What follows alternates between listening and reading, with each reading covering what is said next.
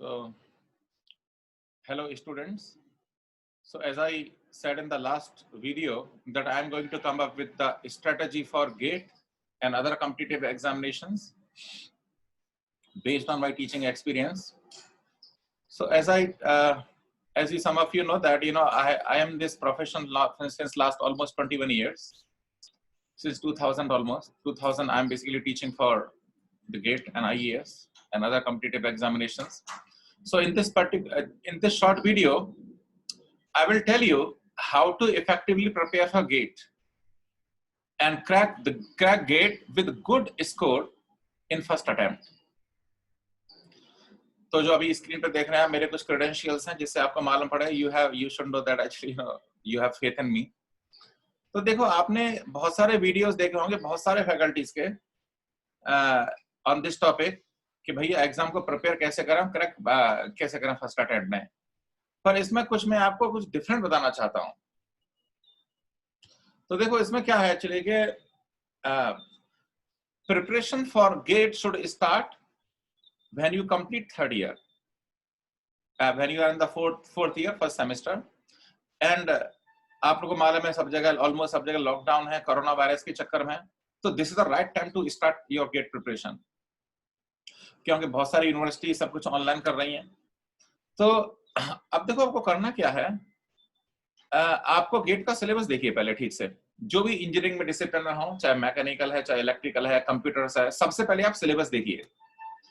और सिलेबस देखने के बाद आप पिछले कम से कम 10 साल के क्वेश्चंस देखिए.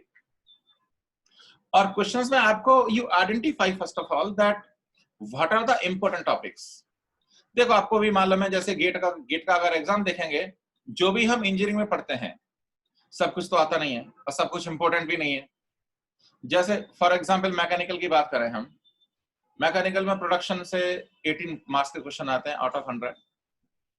तो देखिए 30% तो फिक्स्ड है नॉन टैक, यानी मैथमेटिक्स, रीजनिंग, एप्टीट्यूड, इंग्लिश, वो तो वैसे भी हो जाता है थोड़ा सा बहुत तैयारी करने के बाद. We are focusing on the 70% the technical subject. So तो पहले आप 10 साल के क्वेश्चंस देखो, आप आइडेंटिफाई करो कौन कौन से इंपॉर्टेंट टॉपिक्स हैं किसी भी ब्रांच में, ठीक है. जैसे आप अगर देखेंगे मैकेनिकल में प्रोडक्शन इंपॉर्टेंट है, स्ट्रेंथ ऑफ मटेरियल्स इंपॉर्टेंट है, थर्मोडायनामिक्स इंपॉर्टेंट है, ठीक है ना. कुछ इंपॉर्टेंट टॉपिक्स वो होते हैं जैसे कि जैसे पैरेटो हाइपोथेसिस होती है मैनेजमेंट में, 80-20 रूल. जैसे अगर 20% कवर करो जिससे 80% होगा, तो हम पैरेटो हाइपोथेसिस गेट एग्जाम में भी लगा सकते हैं. मिनिमम कवर करो और मैक्सिमम आउटकम. तो पर आपको पहले आइडेंटिफाई करना पड़ेगा कि कौन कौन से सब्जेक्ट आपके लिए इंपॉर्टेंट हैं, और उसमें क्या करें फिर आप फिर बहुत अच्छे फंडामेंटल डेवलप करें. उन सब्जेक्ट की कोई अच्छी बुक आइडेंटिफाई करें. Take the help of your good teachers. I am saying good teachers क्योंकि जिनको आप सब्जेक्ट का आइडिया हो, ठीक है ना. ऐसा भी नहीं है कि जैसे there are different types of teachers. Basically the teachers those are having lot of knowledge and their impressions in the class may not be excellent, but there are teachers their class it's excellent but the content is not there. That kind of teacher also there because there are lakhs and lakhs of teachers all over India. तो जिसको content मालूम हो उनसे suggestion लेके आप पहले अच्छी books identify करो, उन दो इंपॉर्टेंट सब्जेक्ट थी, और फिर आप फंडामेंटल्स कंपाइल करो. देखो ये जो स्ट्रेटजी है बहुत सारे टीचर अडॉप्ट करते हैं, पर इससे मैं एग्री नहीं करता कि भाई ऐसा करो 20 इयर्स के क्वेश्चन ले लो और उसे रट लो. ये काम नहीं करेगा, क्योंकि देखो ये गेट एग्जाम है. क्योंकि मैं I am in Telangana state. In Telangana में देयर इज वन एग्जाम, उसमें रटने से काम चल जाता है, ठीक है ना, क्योंकि almost questions are repetitive in nature. पर गेट में ऐसा नहीं चलेगा. गेट में जो रिपीटेशन होता है बहुत रेयर होता है एक्चुअली. कभी कभी रिपीट क्वेश्चन होते हैं but that is very very rare and questions are slightly different. तो आपको ना फंडामेंटल डेवलप करने पड़ेंगे. हो सकता है कि कुछ रट लें आप कुछ सब्जेक्ट और उससे कुछ एग्जाम क्वालिफाई कर लें, पर रैंक आपकी इतनी अच्छी नहीं आएगी. अगर आपको टॉप 1000 और टॉप 500 रैंक में लाना है तो आपको कुछ सेलेक्टेड सब्जेक्ट के फंडामेंटल डेवलप करने ही पड़ेंगे. तो स्टैंडर्ड बुक्स रेफर करो और ऑफ कोर्स आपको 20 साल के क्वेश्चंस करने हैं, पर क्वेश्चंस रटने नहीं है, आपको फंडामेंटल डेवलप करने हैं। और once fundamentals are develop, then you attempt those questions, then it will be totally different experience. ये भी हो सकता है कि अगर आपको 70% क्वेश्चन बने और 30% क्वेश्चन नहीं बने, फिर उसके बाद दोबारा से फंडामेंटल्स में जाओ, ट्राई टू आइडेंटिफाई।